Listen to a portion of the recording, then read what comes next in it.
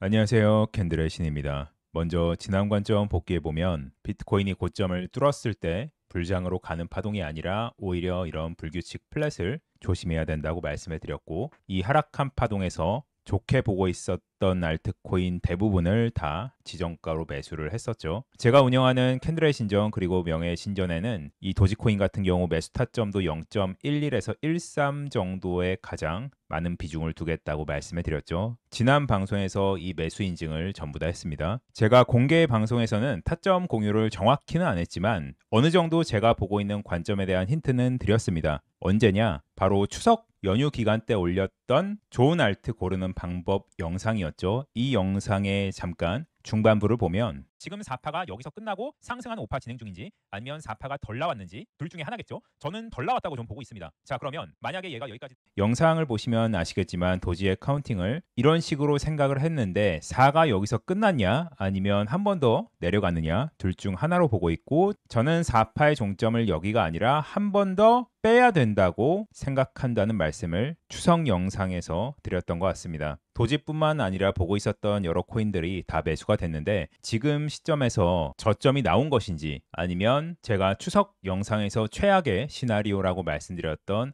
이런 식으로 시즌 종료를 만들고 나서 올라가는 파동일지 많이 궁금하실 텐데, 오늘은 제가 현재 시장을 시즌 종료로 보고 있지 않은 이유에 대해서 말씀을 드리겠습니다. 그러면 시작하기 전에 구독과 좋아요 한 번씩 부탁드리겠습니다. 일단 지금은 최대한 어떤 희망회로 혹은 확증 편향을 버리고 차트를 객관적으로 봐야 될 것 같아요. 그래서 제가 차트만을 보고 매크로 이런 거 전혀 상관없이 지금 시장에 대해서 어떻게 바라보고 있는지를 말씀을 드리겠습니다. 주봉에서 봤을 때 비트코인은 점점 상승의 힘이 빠지고 있는 건 부정할 수 없는 사실이에요. 고점을 이렇게 계속해서 높이고 있지만 다이버전스는 추세로 먹혀서 계속해서 돌파에 실패를 하고 있죠. 이렇게 중첩해서 다이버전스가 먹힌다는 얘기는 굉장히 좋지 않은 신호입니다. 불장에서 우리가 다이버전스를 많이 무시를 하는데 그거는 뭐 1시간 아니면 4시간, 불장에서는 4시간도 잘 무시가 되죠. 이런 시간 프레임의 다이버전스는 무시가 되는 경우가 많지만 주봉 단위의 다이버전스를 무시하기는 굉장히 어렵습니다.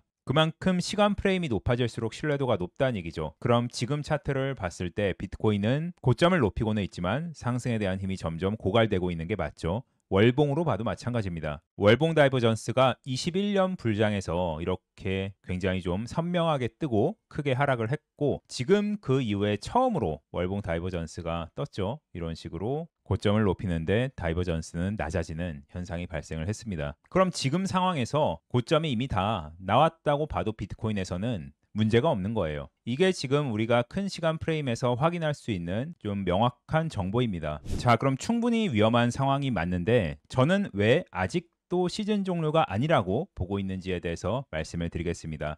먼저 비트코인에 대한 파동이 남아있다고 보고 있기 때문이에요. 지금 저점부터 이렇게 터미널을 만들어서 마지막 5파가 연장 플랫으로 이렇게 끝났다고 볼 수도 있겠죠. 근데 제가 이렇게 끝났다고 안 보는 이유를 언제 말씀드렸습니까? 10월 3일에 말씀을 드렸죠. 고점을 뚫기 전에 고점을 뚫으러 가는 파동은 맞는 것 같지만 오히려 뚫으면 위험하다. 왜? 지금 이렇게 파동이 형성되면 자 3이 여기서 그냥 끝났거나, 그래서 지금 4가 진행 중이거나, 아니면 3의 종결이 여기가 맞지만 4의 종결이 여기가 아니다. 한 번 더 고점을 뚫고 페이크를 주면서 내려와야 4파의 종결이 된다라고 말씀을 드렸습니다. 그 이유 중에 조금 가장 컸던 게 지금 여기가 1파에 대한 고점이죠. 여기가 1, 2, 3, 4, 5라고 했을 때 이런 큰 터미널에서 1파의 고점과 4파의 저점이 이렇게 살짝만 터치하고 올라가는 경우가 거의 없었기 때문입니다. 그래서 여기가 4파의 종점이고 이렇게 5로 마무리하는 그림이 안 맞다고 본 거죠. 그럼 지금 상황에서 어떤가요? 정확하게 여기를 완벽하게 주황색 라인을 뚫어주면서 4를 확실히 마감시켜준 모습이죠. 물론 4가 지금 다 끝났는지는 알 수 없어요. 하지만 중요한 건 뭡니까? 5가 아직 안 나왔다는 얘기죠. 그래서 마지막으로 올라가는 파동에 대한 가능성을 저는 계속 보고 있는 거예요. 근데 지금 4파가 여기서 끝났는지 아니면 더 시간을 끌면서 진짜 시즌 종료 소리가 높아질 때까지 4를 끌고 가는가, 그 문제라고 저는 생각을 합니다. 자, 그러면 비트가 이런 상황인데 알트는 어떨까요? 저는 시즌 종료에 대한 가능성을 낮게 보는 이유가 알트에 대한 카운팅 때문이에요. 알트가 급락했을 때 저점이 나온 알트도 굉장히 많다고 생각을 하고 저점이 안 나온 알트들도 있다고 생각을 합니다. 그런 것들은 조금 덜 빠진 코인이겠죠. 대표적으로 저점이 나왔다고 생각하는 코인은 제가 계속해서 좋게 보고 있었던 도지코인이에요. 이렇게 5파 연장 터미널로 올라가기 위해서는 2파의 저점을 깨면 안 되죠. 그 근처까지 이렇게 위협을 했습니다. 하지만 결정적으로 이 저점을 훼손하지 않았죠. 그러면 이 4파의 내부 카운팅이 되느냐? 됩니다. 조금 크게 봤을 때 제가 추석 기간 동안에 왜 이렇게 저점이 나와야 4파가 마무리가 되냐 생각을 했냐면 여기를 플랫으로 봤죠. ABC로 떨어지는 플랫이 될 수밖에 없는 이유는 얘는 하락한 거 대비해서 618밖에 찍지를 못했습니다. 여기를 찍고 내려간다는 얘기는 높은 확률로 플랫으로 나온다는 얘기고 마지막 플랫의 카운팅도 굉장히 좀 깔끔한 형태죠. 여기가 5파 연장 터미널로 나왔습니다. 그러면 이렇게 ABC 한 파동이 끝난 거죠. 그러면 얘는 저점이 나왔다고 저는 보는 거예요. 하지만 저점이 나왔다고 해서 조정이 없다는 말은 아닙니다. 왜냐하면 반등한 파동 자체가 지금 보시면 한 120% 가까이가 반등을 했어요. 그러면 얘가 이런 식으로 조정을 준다고 가정을 했을 때 전체 반등한 거 대비해서 0.5만 조정을 줘도 지금부터 가격이 한 24%, 0.618까지 조정을 주면 한 30% 정도가 빠져도 상승하는데 아무 문제가 없다는 얘기죠. 근데 이렇게 빠지면 분명히 시즌이 끝났다는 얘기가 또 나올 거예요. 하지만 저는 그렇게 보고 있지 않습니다. 저점이 나왔다고 보는 거죠. 반면에 솔라나 같은 애들은 보면 하락한 게 굉장히 적어요. 그래서 원래 보고 있었던 솔라나의 카운팅이 이런 식의 플랫을 만들어주고 고점을 뚫을 것을 생각을 했는데 지금 28호 보기가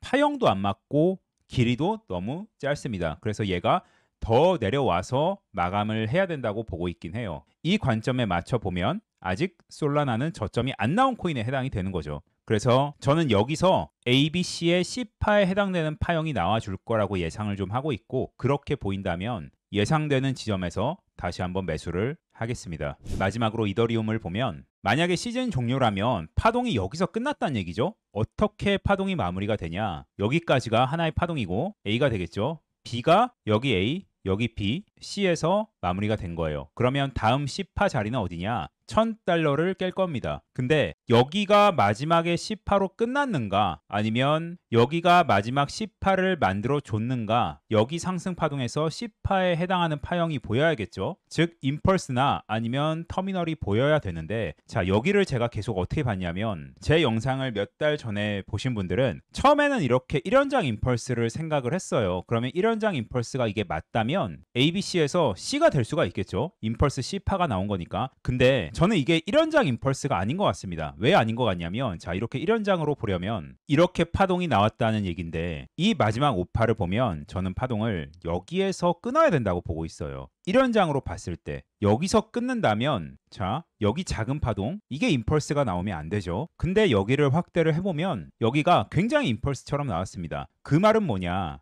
제가 생각했을 때는 여기가 1연장 임펄스라고 보고 있는 거죠. 이쪽이 하나의 파동으로 묶인다면 두 가지 가능성이 있죠. 올라온 파동이 지그재그다 ABC로 끝났다. 그러면 ABC로는 파동의 마감이 되지 않기 때문에 어떻게 파동 마감이 돼야 되냐 여기서 1이 나오고 2가 나오고 3, 4, 5로 올라가야 되는 거죠. 그리고 두 번째 가능성으로는 자 여기가 1이고 2, 3이 1연장 임펄스로 나온 거고 지금 4가 진행 중이다. 4가 끝나면 5는 날아간다. 둘 중에 하나로 보고 있습니다. 그래서 지금은 파동이 이렇게 끝났다면 지금 내려오는 파동도 이거 플랫이거든요. ABC 플랫 하나 나온 거죠. 플랫으로 시작하는 것도 좀 비합리적이죠. 왜? 파동이 끝났으면 내려오는 파동에서 지그재그처럼 급격한 파동이 나온 것도 아니고 플랫 시작이다. 물론 불가능하진 않지만 플랫으로 시작했다는 것 자체가 여기가 모든 파동의 종결이라는 가능성이 좀 많이 떨어지죠. 그래서 자 ABC로 저점이 나왔는지 아니면 지금 플랫 하나 나온 거고 X파 나오고 삼수를 그리든가 아니면 플랫을 하나 더 줄지 이거는 몰라요.